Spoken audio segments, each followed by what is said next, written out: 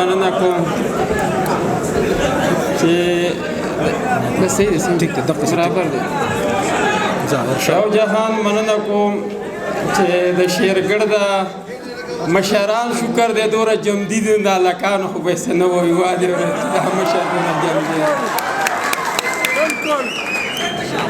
ډېر ښکلی پروګرام او ډېر ښکلی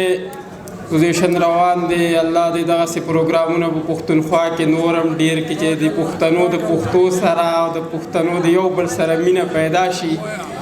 بس شعرونه به دغه ووایم تاسو ته په پښتنه مینه باندې چې د دغې راز د دې غرض د سواله څوک خبرېږي د دغې راز د دې غرض د سواله څوک خبرېږي زما د ستړي ژوندانه د خاله څوک خبرېږي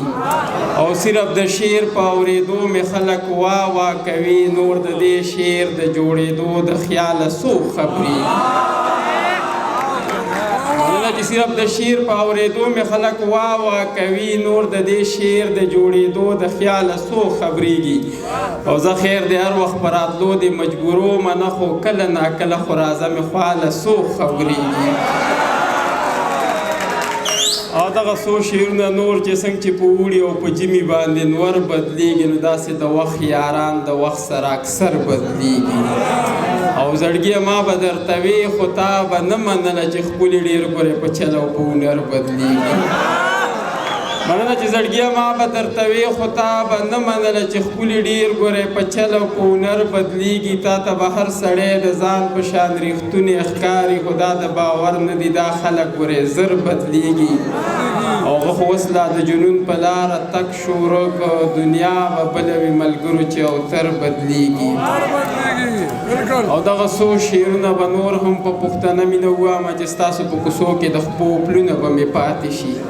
دغه د شعرګړ د ټولو پښتنو ته چې ستاسو په کوڅو کې د خپو پلونه به مې پاتې شي او زه به ترېنه لاړ شم خو یادونه به مې پاتې شي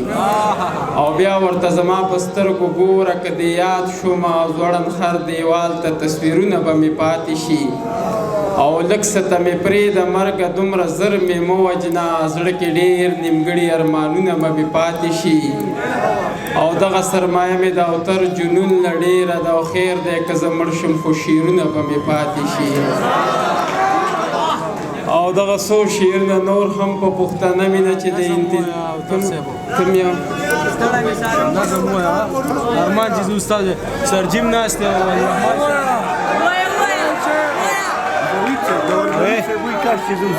گوهر نوید صاحب او علی رحمان صاحب تر لالی وي خالد رحمان صاحب ته ظاهر شاه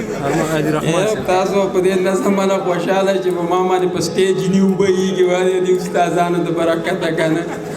دا خو نظم دی چې ژوند مې ټول تیر کړی ښه په ناز او په انداز وي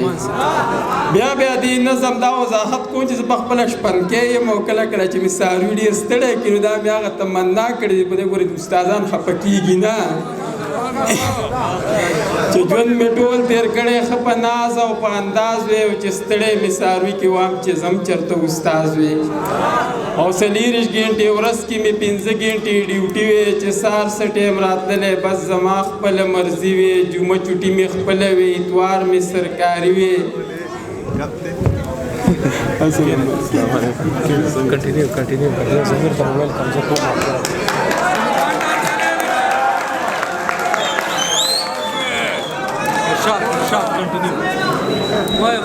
امیر خان صاحب زموږ سره هغه کار وکړه لکه چارباغ کې چې په پېشمني کې سړی سسکي او باغ پې راوالي هغه دغه چې 40 ګنټې ورځ کې مې 15 ګنټې ډیوټي وی چې سهار څه ټایم راتللی بس زما خپله مرضي وي جمعه چوټي مې خپله وي اتوار مې سرکاري وي څادر مې جوخ اغوستی وی نه بیلټ وی نه وردي وي او په ټول سکول مې ځان له جوړه کړې بادشاهي وې چې ناست وې په کرسۍ کې لګولې مې هینډري وې نو چې نه د چا ما تخت وې نه په ما د چا آواز وې او چې ستړی مې څاروي کې ویم چې ځم چېرته استاز وې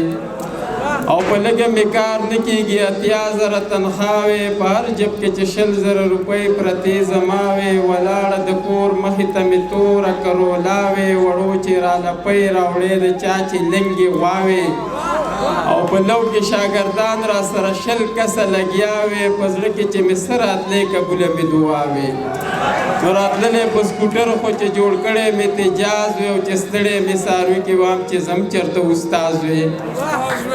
او په سر کې سپین نشته ایله وسته ځوانېدو دی په تله چې وتلي 45 کیلو دی څه لږ ډېر زده کړي دی استاز مې د اردو دی د یو شعر تشریح نه کوي مین په کخانو دی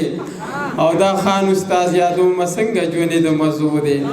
نو استاد یې لږ اوتر به دې م پوه کړی په دې راز وې او چې ستړی مې څاروي کې ویم چې زم چېرته استاز وې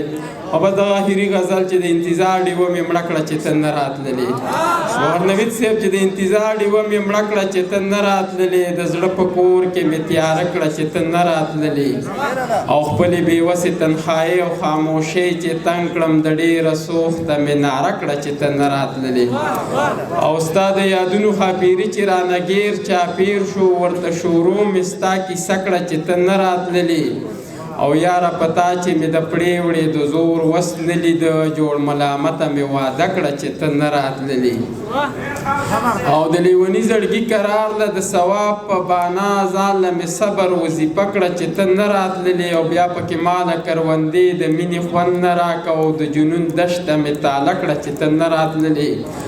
او اوتره ډېر مې ورته وکتل په تمه تمه او اخر مې پورې دروازه کړه چې ته نه راتللې یو جهان